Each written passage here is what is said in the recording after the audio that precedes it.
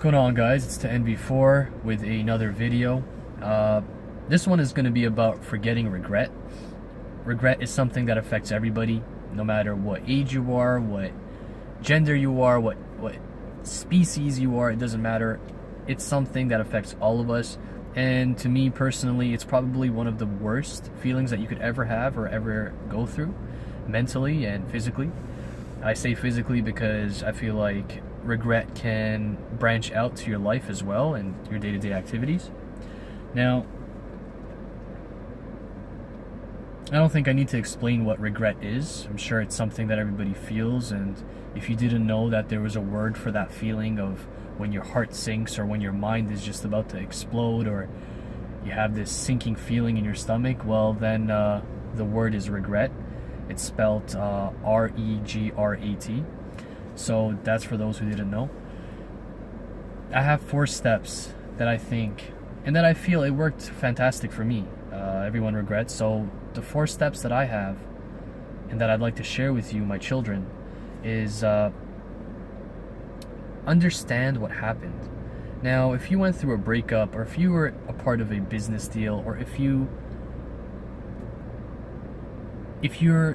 were undertaking an exam or an athletics situation, a sporting event, you could always do better in everything in your life.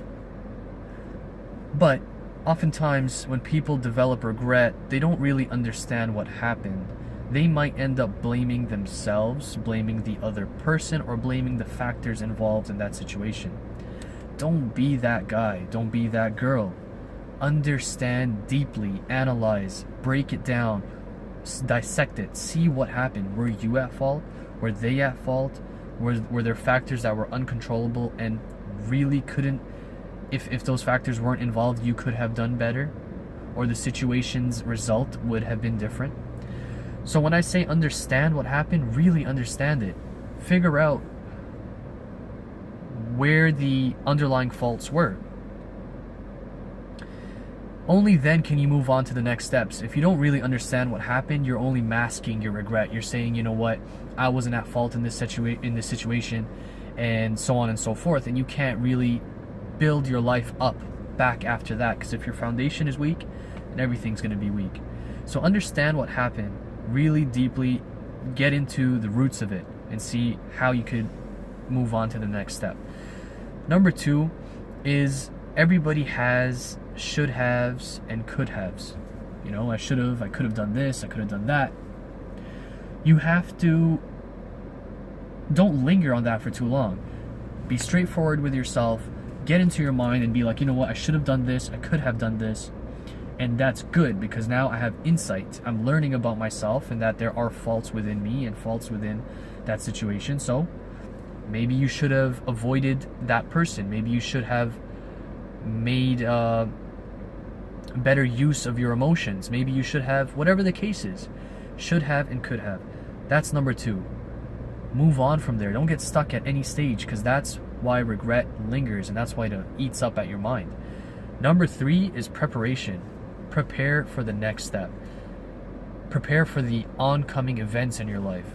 If you've been through a divorce, if you've been through a sour business deal, you've understood what happened, you know what you should have and could have done, and now number 3, you're preparing because you know what to do when it comes at you again.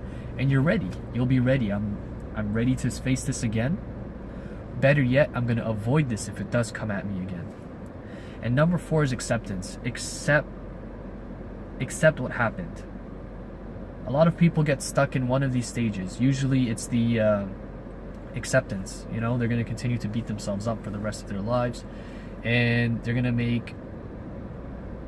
just going to continue to make all kinds of regrets. So don't do that. Don't fall into that.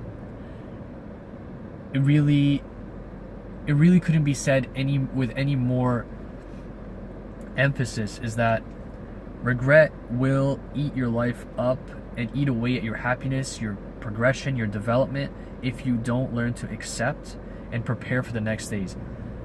My definition of regret, with my vast degrees in finance, is regret is stress without experience. Your stress is only a stress if you don't have a solution.